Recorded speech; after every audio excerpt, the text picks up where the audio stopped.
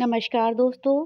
प्रस्तुत है सुधा आदेश जी के द्वारा लिखी कहानी ढाई आखर प्रेम का। माँ जी, देखिए तो कौन आया है। अनुज्ञा ने अपनी सासू माँ के कमरे में प्रवेश करते हुए कहा। कौन आया है बहू? उन्होंने उठकर चश्मा लगाते हुए प्रति प्रश्न किया। पहचानिए तो। अनुज्ञा ने एक युवक को उनके सामने खड़े करते हुए कहा। दादी जी प्रणाम। वे कुछ कह पाती इससे पूर्व ही उस युवक ने उनके चरणों में झुकते हुए कहा। तू चंदू है? हाँ दादी जी, मैं चंद्रशेखर। अरे वही तो, बहुत दिन बाद आया। कैसी चल रही है तेरी पढ़ाई? उसे अपने पास बिठाते हुए माँ जी ने कहा। दादी माँ, पढ़ाई अच्छी चल रही है। आपके आशीर्वाद से नौकरी भी मिल गई है। पढ़ाई समाप्त होते ही मैं नौकरी ज्वाइन कर लूंगा। सेमेस्टर समाप्त होने पर हफ्ते भर की छुट्टी मिली थी, इसलिए आप सबसे मिलने चला आया। ये तो बहुत खुशी की बात है। सुना बहू, इसे नौकरी मिल गई है। इसका मुंह तो मीठा करा, और हाँ, चाय भी बना लाना। माँ जी के निर्देशानुसार अनुज्ञा रसोई में गई। चाय बनाने के लिए गैस पर पानी रखा, पर मस्तिष्क में अनायास ही वर्षों पूर्व की वही घटना मंडराने लगी, जिसके कारण उसकी जिंदगी में एक सुखद परिवर्तन आ गया था। दिसंबर की हाड़ कपाती ठंड वाला दिन था। अमित टूर पर गए थे। शीतल और शैलजा को स्कूल भेजने के बाद वह रसोई में सुबह का काम निपटा रही थी कि गिरने की आवाज के साथ ही कराहने की आवाज सुनकर वो गैस बंद कर अंदर भागी, तो उसने देखा कि उसकी सासू माँ नीचे गिरी पड़ी थी। अलमारी से अपने कपड़े निकालने के क्रम में शायद उनका संतुलन बिगड़ गया था और उनका सिर लोहे की अलमारी में चूड़ी रखने के लिए बने भाग से टकरा गया था। उसका नुकीला सिरा माथे से कनपटी तक चीरता चला गया, जिसके कारण खून की धार बह निकली थी। वे बुरी तरह तड़प रही थी। उसने तुरंत एक कपड़ा उनके माथे से बांध दिया। हाथ से कसकर दबाने के बाद भी खून रुकने का नाम नहीं ले रहा था और माँ जी धीरे धीरे अचेत होती जा रही थी। उसे समझ में नहीं आ रहा था कि वो क्या करे। आसपास ऐसा कोई नहीं था जिससे वो सहायता ले पाती। अमित के स्थानांतरण के कारण वो 2 महीने पहले ही इस कस्बे में आए थे। घर को व्यवस्थित करने तथा बच्चों के एडमिशन के कारण वो इतनी व्यस्त रही कि किसी से जान पहचान ही नहीं हो पाई। घर भी बस्ती से दूर ही मिला था। घर अच्छा लगा इसलिए ले लिया था।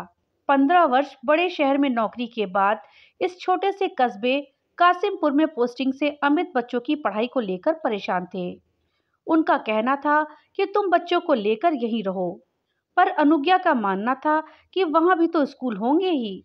अभी बच्चे तो छोटे हैं, सब मैनेज हो जाएगा। दरअसल वो माँ जी के उग्र स्वभाव के कारण छोटे बच्चों को लेकर अलग नहीं रहना चाहती थी।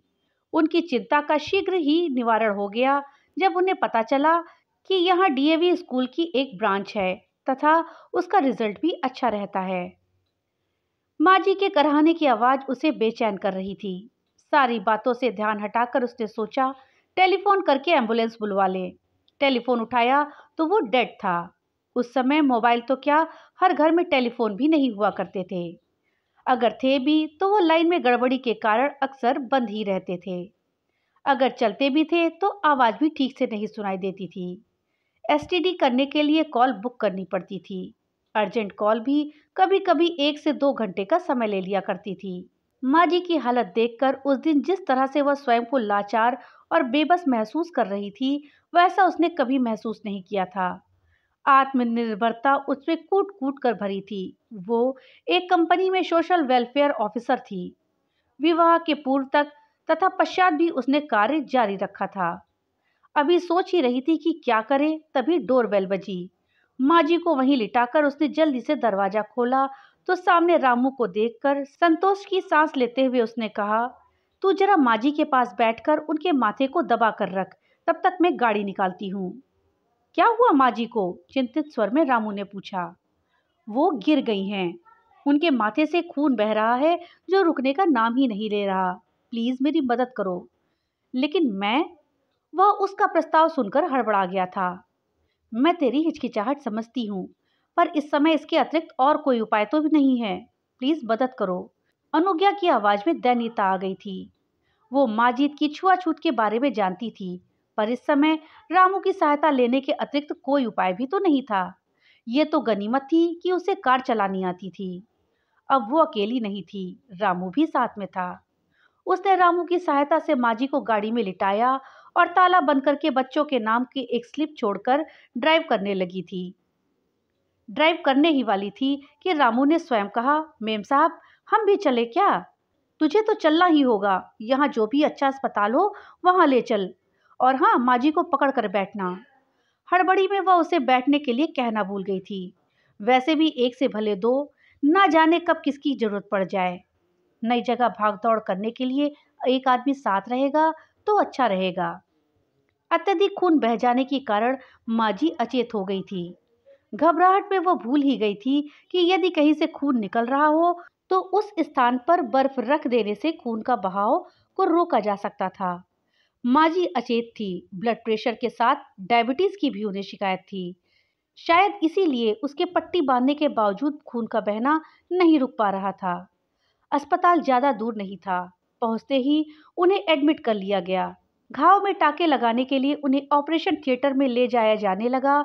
तब उसकी घबराहट देखकर रामू उसे दिलासा देता हुआ बोला, मेम साहब, धीरज रखिए, सब ठीक हो जाएगा। उसकी बात सुनकर भी वो सहज नहीं हो पा रही थी। उसके चेहरे पर उदासी साफ झलक रही थी। तभी सिस्टर ने आकर कहा, चोट लगने से मरीज के माथे के पास की एक नस फट गई है, जिसके कारण ब्लीडिंग काफी हो गई है। ब्लड देने की आवश्यकता पड़ेगी। यहाँ तो कोई ब्लड बैंक भी नहीं है, इसलिए शहर जाना पड़ेगा, पर शायद देर हो जाए।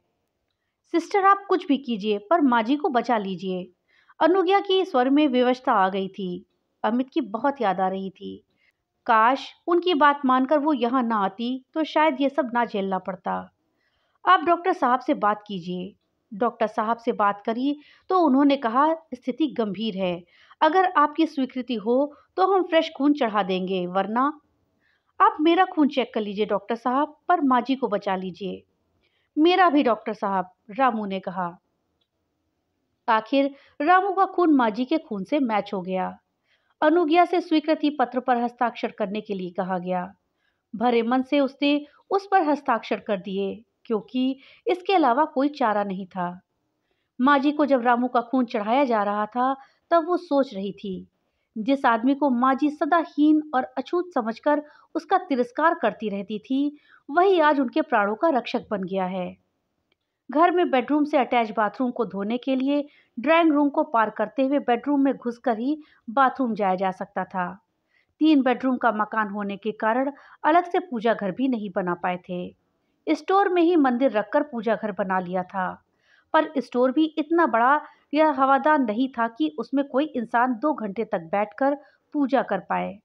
वैसे भी सुबह कई बार उसे स्वयं ही कोई ना कोई सामान निकालने स्टोर में जाना ही पड़ता था, जिससे माजी की पूजा में विघ्न पड़ता था। माँ जी ऐसी ढकोसलेबाजी में कुछ ज्यादा ही विश्वास करती थी, इसलिए आरती करके वे बेडरूम में ही कुर्सी डालकर पूजा किया करती थी। जिस समय रामू सफाई करने आता वही उनका पूजा का समय रहता था। कई बार उससे उस समय आने के लिए मना किया, पर उसका कहना था कि 9 से 5 बजे तक मेरी नगर निगम के ऑफिस में ड्यूटी रहती है। यदि इस समय सफाई नहीं कर पाया तो शाम के 5 बजे के बाद ही आ पाऊंगा। मजबूरी के चलते उसे उसी समय आना होता था। उसके आते ही माजी उसे हिकारत की नजर से देखते हुए अपनी साड़ी के पल्लू से अपनी नाक ढक लेती थी, तथा उसके जाते ही जहां जहां से उसके गुजरने की संभावना होती वहां पर वो गंगा जल छिड़क देती थी। पोछा लग जाने के बाद भी फिर से पोछा लगवाती और गंगा जल छिड़क कर उस स्थान को पवित्र करने का प्रयास करते हुए यह कहने से बाज नहीं आती, इसने तो मेरी पूजा ही भंग कर दी। अनुज्ञा चाह कर भी यह नहीं कह पाती थी कि वो भी तो एक इंसान है। जैसे अन्य अपना काम करते हैं वैसे ही वह भी अपना काम कर रहा है। अब उसके आने से उनकी पूजा कैसे भंग हो गई? उसे समझाना उसके क्या अमित के वश में भी नहीं था। वैसे भी 2 पुत्रियों के बाद फैमिली प्लानिंग का ऑपरेशन करवाने के कारण अनुज्ञा उन्हें फूटी आंख भी नहीं सुहाती थी। दरअसल माँ जी को लगता था कि इस निर्णय के पीछे अनुज्ञा का हाथ है। किसी भी माँ को अपना पुत्र कभी गलत लगता ही नहीं है। अगर कहीं कुछ गलत हो रहा होता है तो वो पुत्र नहीं, बहू के कारण हो रहा होता है। शायद इसी मनोस्थिति के कारण सास बहू में सदा 36 का आंकड़ा रहता है। अपने इस आक्रोश को जब तक छोटी छोटी बातों पर उसे जली कटी सुनाकर निकालती रहती। वह तो अभ्यस्त हो चली थी, लेकिन जब वे शीतल और शैलजा को अपने क्रोध का निशाना बनाती, वह तब उसे सहन नहीं कर पाती। लेकिन फिर भी घर में अशांति न हो या जैसी भी है, अमित की मां है, यह सोचकर वो अपने क्रोध को शांत करने का प्रयास करती। लेकिन शीतल और शैलजा चुप नहीं रहती। यही कारण था कि उनकी अपनी पोतियों से भी नहीं बना करती थी। रामू तो रामू, काम वाली बाई की 5 वर्षीय बेटी काजल भी यदि गलती से उन्हें छू जाती तो उसे भी वो कोसने से नहीं चूकती थी। तुरंत साड़ी बदलती, काम वाली के धोए बर्तन वे फिर से पानी से इसलिए धुलवाती कि कहीं उसने प्राकृतिक मासिक चक्र के दौरान बर्तन तो नहीं धोए हैं। अनुज्ञा सोचती कि जिस चीज के कारण प्रकृति ने औरत को नारीत्व होने का सबसे बड़ा गौरव दिया, भला उसके कारण अपवित्र कैसे हो सकती है। वैसे काम वाली बाई को सख्त हिदायत थी कि वो इन दिनों में काम नहीं करेगी, पर फिर भी उन्हें विश्वास नहीं था। उनके इस विचार के कारण काम वाली को 4 दिन की अतिरिक्त छुट्टी देनी पड़ती थी।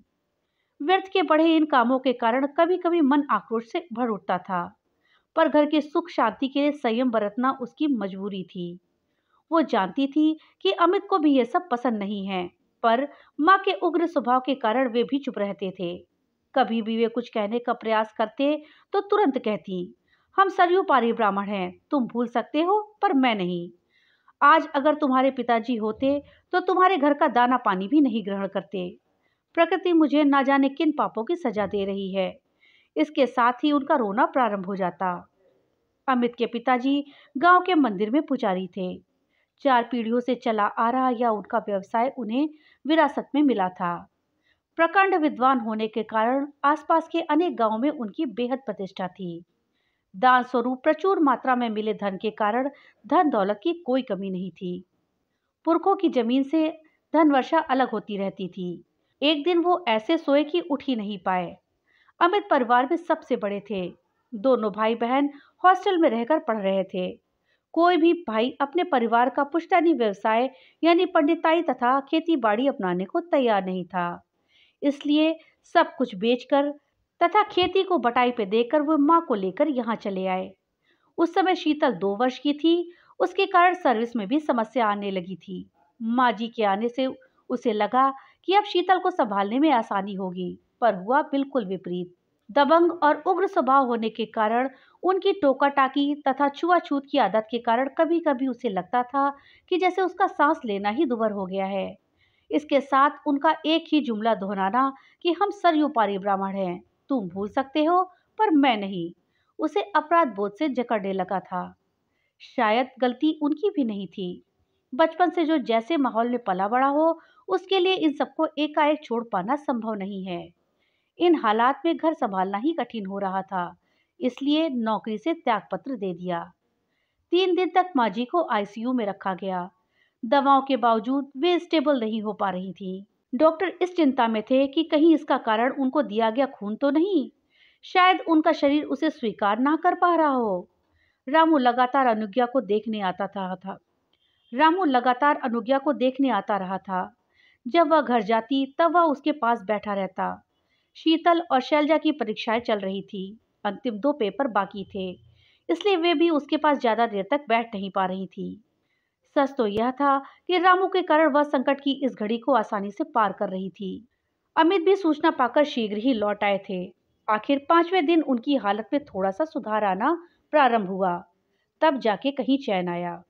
माँ जी को आईसीयू से प्राइवेट वार्ड में शिफ्ट कर दिया गया। उसी दिन शीतल और शैलजा के पेपर भी समाप्त हुए थे। वे भी माँ जी से मिलने आई थीं। उसी समय रामू भी माँ जी का हालचाल लेने पहुंच गया।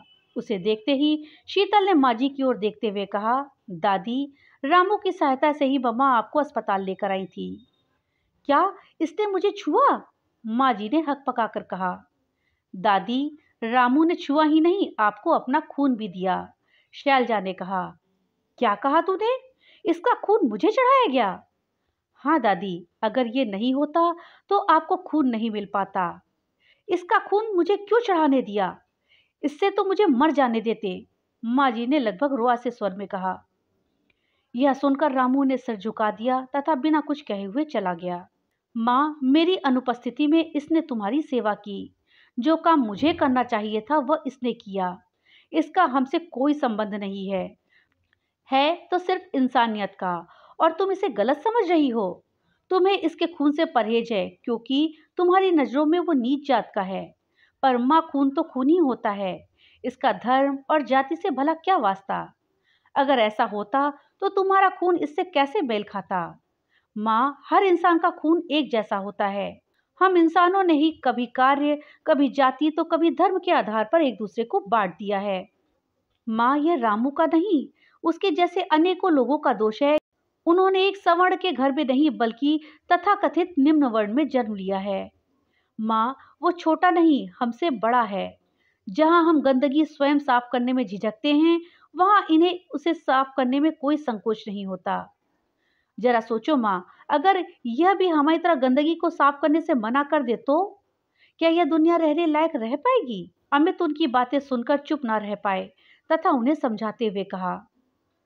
अमित की बात सुनकर आशा के विपरीत वे कुछ नहीं बोली, पर उनकी मुख मुद्रा से स्पष्ट लग रहा था कि वे कुछ सोच रही हैं। शायद पुत्र की बात आज उन्हें सही लग रही थी, पर वे चाह कर भी दिल की बात जमा पर नहीं ला पा रही थी। नहीं कह पा रही थी कि तू ठीक कह रहा है बेटा। आज तक व्यर्थ ही मैं इन ढकोसलों में पड़ी रही। मैं भूल गई थी कार्य ही इंसान को महान बनाते हैं। कैसी हैं माँ जी आप? डॉक्टर ने अंदर प्रवेश करते हुए पूछा। अब ठीक हूँ, तुमने बचा लिया, वरना। माँ जी ने चौंकते हुए कहा। माँ जी, मुझे नहीं, अपनी बहू और रामू को धन्यवाद दीजिए।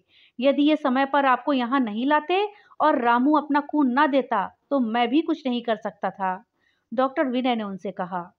माँ जी सोच रही थी कि डॉक्टर सच ही कह रहे थे। अनुज्ञा, जिसे पुत्र न दे पाने के लिए वह सदा कोसती रही, आज उसी ने बेटा बनकर उनकी सेवा करी, तथा जिस रामू को सदा हिकारत की नजर से देखती रही, उसी के खून से उनकी जान बच पाई। दूसरे दिन वे अस्पताल से डिस्चार्ज होकर घर आ गईं। रामू अपने नियत समय पर काम करने आया। उसे देखकर पलंग पर लेटी माँ जी ने कहा, आ बेटा, इधर आ, मेरे पास आ। नहीं माँ जी, कहाँ आप और कहाँ मैं। अपने पास बुलाकर हमें शर्मिंदा ना कीजिए। वह तो मेम साहब अकेली परेशान हो रही थी, इसलिए हमें आपको छूना पड़ा, वरना। कहकर वो चला गया। आशा के विपरीत माँ का रामू के प्रति सद्व्यवहार देखकर सभी हतप्रत रह गए। किंतु रामू की प्रतिक्रिया सुनकर मेरे मन में मंथन चलने लगा। सदियों से चले आ रहे इस भेदभाव को मिटाने में अभी बहुत वक्त लगेगा। जब तक अशिक्षा रहेगी, तब तक जाति पाति की इस खाई को पाट पाना मुश्किल ही नहीं, असंभव सा है। रामू जैसे लोग सदा हीन भावना से ग्रस्त रहेंगे, तथा जब तक हीन भावना रहेगी, उनका उत्थान नहीं हो पाएगा। उनकी इस हीनता को आरक्षण द्वारा नहीं, बल्कि शिक्षा द्वारा ही समाज में जागृति पैदा कर दूर किया जा सकता है। आश्चर्य तो इस बात का है कि आरक्षण के बल पर इनका उत्थान चाहने वाले लोग ये भूल जाते हैं कि आरक्षण के द्वारा इन दबे कुचले लोगों का नहीं, बल्कि इनके उन भाइयों के ही फायदा हो रहा है जो पहले से ही इसका लाभ प्राप्त करने की अच्छी स्थिति में आ गए हैं। इनमें से कुछ लोगों को तो यह भी नहीं पता होगा कि सरकार के द्वारा इनके लिए क्या-क्या सुविधाएं दी जा रही हैं। दूसरे दिन से माँ जी के व्यवहार में गुणात्मक परिवर्तन आ गया। कमली उनके कमरे में सफाई के लिए जाती तो उससे उन्होंने कहा, कमली, मेरे लिए एक गिलास पानी ले आ। कमली को अपनी ओर आश्चर्य से देखते देख बोली, अरे ऐसे क्या देख रही है? मैंने कहा एक गिलास पानी ले आ। अभी लाई माँ जी। तेरी बेटी काजल क्या कर रही है? पानी का गिलास पकड़ाते हुए पूछा। क्या करेगी माँ जी, पढ़ना चाहती है, पर हम गरीबों के पास पैसा कहाँ। लड़के को तो उसके बापू ने स्कूल में डाल दिया, पर इसको स्कूल में डालने के लिए कहा तो कहता है लड़की है, इस पर पैसा खर्च करने से क्या फायदा। लड़की है तो क्या हुआ, अगर ये पढ़ना चाहेगी तो इसकी पढ़ाई का खर्चा मैं दे दूंगी। सच माँ जी? हाँ कमली, एक लड़की का शिक्षित होना बहुत जरूरी है, क्योंकि वो अपने बच्चे की पहली शिक्षक होती है। अगर वो पढ़ी लिखी होगी, तभी वो अपने बच्चे को उचित संस्कार दे पाएगी। हम सभी माँ जी में आते परिवर्तन को देखकर अति प्रसन्न थे। उनकी टोका टाकी कम होने से शीतल और शैलजा भी काफी प्रसन्न थीं। स्कूल से आने के बाद वे अपना काफी समय दादी के साथ बिताने लगी थी। यहाँ तक कि एक दिन उन्होंने अनुज्ञा से भी कहा, अनुज्ञा, अगर तू कोई काम करना चाहती है तो कर ले, घर मैं देख लूंगी। कमली तो है ही। ठीक है माँ जी, मैं प्रयत्न करूंगी। रामू से भी वे अब सहजता से बातें करने लगी थी। एक दिन रामू खुशी खुशी घर आया और बोला, आज मैं काम नहीं करूंगा, बहू को अस्पताल ले जाना है, वो पेट से है, दर्द उठ रहे हैं। शाम को उसने पुत्र होने की सूचना दी तो माँ जी ने उसके हाथ में 100 रुपए का नोट पकड़ाते हुए कहा, जा मोहल्ले में मिठाई बंटवा देना। उसके जाने के पश्चात अनुज्ञा को 500 रुपए देते हुए सासू माँ ने कहा, बहू इन रुपयों से बच्चे के लिए कपड़े ले आना। एक दिन उन्होंने अमित से कहा, बेटा रामू के लिए तो मैं कुछ नहीं कर पाई, पर सोचती हूँ उसके पोते के लिए ही कुछ करूँ। आप क्या करना चाहती हैं? मैं चाहती हूँ कि इसकी पढ़ाई का खर्चा भी मैं उठाऊं। इसका दाखिला भी किसी ऐसे वैसे स्कूल में नहीं, बल्कि अच्छे स्कूल में हो, तथा तुम स्वयं समय समय पर ध्यान दो। ठीक है माँ, आप जैसा चाहती हैं वैसा ही होगा। पर क्या बेटा? तू सोच रहा होगा कि मेरे अंदर इतना परिवर्तन कैसे आया। बेटा, मानव मन जितना चंचल है उतना ही परिवर्तनशील भी। उस दिन की घटना के बाद से मेरे मन में हर दिन उथल पुथल होने लगी है। जितना सोचती हूँ उतने ही मुझे अपने कर्म धिक्कारते प्रतीत होते हैं। जिस बहू को सदा नकारती रही, उसने मेरी बेटे की तरह सेवा करी। रामू जिसे सदा तिरस्कृत करती रही, उसने मेरी जान बचाने के लिए अपना खून तक दे दिया। और जिन नातिनों को लड़की होने के कारण कभी प्यार के लायक नहीं समझा, उन्होंने मेरा प्यार पाने के लिए क्या कुछ नहीं किया, पर अपनी मानसिकता के कारण उनके निस्वार्थ प्यार को नकारती रही। मैं प्रायश्चित करना चाहती हूँ बेटा। तुमने ठीक कहा था बेटा, सभी इंसान एक जैसे ही होते हैं। हम स्वयं ही अपनी सोच के अनुसार उन्हें अच्छा या बुरा, ऊंच या नीच मान बैठते हैं। मेरे मन में आजकल कबीरदास जी की वाणी रह रहकर गूंजने लगी है। पोथी पढ़ पढ़ जग मुआ, भय न पंडित कोय, ढाई आखर प्रेम का, सो पंडित होए। वास्तव में जीव मात्र से प्रेम करना तथा अपने सांसारिक कर्तव्यों को निभाना ही इंसानियत है। जब से मुझे सहज मानव धर्म समझ आया, तब से मैंने मन ही मन निश्चय किया कि मैं स्वयं में बदलाव लाने का प्रयत्न करूंगी। व्यर्थ के रीति रिवाज या ढकोसलों को, जिनकी वजह से दूसरों को दुख पहुंचता है, अपने मन से निकालने का प्रयास करूंगी। मैं प्रायश्चित करना चाहती हूँ। काजल की पढ़ाई का खर्चा देने की बात तो तुमसे पूछे बिना ही मैंने कह दी थी। एक नेक काम और करना चाहती हूँ, अगर तुम ठीक समझो तो, क्योंकि मेरे बाद तुम्हें ही मेरी ये जिम्मेदारी पूरी करनी होगी। माँ प्लीज ऐसा मत कहिए, हमें आपके साथ और आशीर्वाद का सदा आवश्यकता रहेगी। पर इतना अवश्य विश्वास दिलाते हैं, आप जैसा चाहेंगी वैसा ही होगा, अमित ने कहा। चाय के उबलते पानी की आवाज ने अनुज्ञा के विचारों का भंवर में विघ्न डालकर उसे अतीत से वर्तमान मिला दिया। विचारों को झटक कर शीघ्रता से नाश्ता निकाला, चाय बनाकर कप में डाली और कमरे की ओर चल दी। माँ जी को चंदू को अपने हाथों से मिठाई खिलाते देखकर वो सोच रही थी, रिश्ते खून के नहीं दिल के भी होते हैं। अगर ऐसा ना होता तो इतने वर्षों बाद भी हम सब एक दूसरे से जुड़े नहीं होते। कासिमपुर में तो हम सिर्फ 5 वर्ष ही रहे, पहले पत्रों के जरिए तथा बाद में मोबाइल के जरिए आपस से जुड़े रहे। पिछले महीने ही काजल का विवाह हुआ, हम सभी गए थे। हमें देखकर कमली बहुत प्रसन्न हुई, उसकी प्रसन्नता का ठिकाना ही नहीं रहा। काजल और उसका पति विक्रम एक ही स्कूल में अध्यापक हैं। रामू तो नहीं रहा, पर चंदू के जरिए उसका परिवार भी हमसे जुड़ गया। पिछले वर्ष जब शीतल का विवाह हुआ तो कमली और काजल के साथ चंदू के माता पिता ने विवाह की तैयारियों में काफी मदद की थी। शीतल जहाँ सॉफ्टवेयर इंजीनियर है, वहीं शैलजा मेडिकल के अंतिम वर्ष में है। आज माँ जी दोनों की प्रशंसा करते हुए आघाती नहीं है। दोनों ही उनको बेहद प्रिय हैं। माँ जी ने निश्चय जो किया था उसे क्रियान्वित भी किया। लोग कहते हैं कि बढ़ती उम्र के साथ इंसान अड़ियल और जिद्दी हो जाता है, पर माँ जी ने यह सिद्ध कर दिया कि अगर इंसान चाहे तो हर उम्र में स्वयं को बदल सकता है, पर इसके लिए उसे अपने झूठे अहंकार को त्याग कर प्यार के मीठे बोलों को अपनाना पड़ेगा। दोस्तों, कहानी अगर अच्छी लगी हो तो लाइक और ज़्यादा से ज़्यादा शेयर करिएगा। और हाँ, अगर चैनल पे नए आए हैं तो चैनल को सब्सक्राइब करना मत भूलिएगा। और अपने विचार हमें कमेंट बॉक्स में लिख करके ज़रूर बताइएगा। तो मिलते हैं अगली एक नई कहानी के साथ। तब तक के लिए बाय बाय।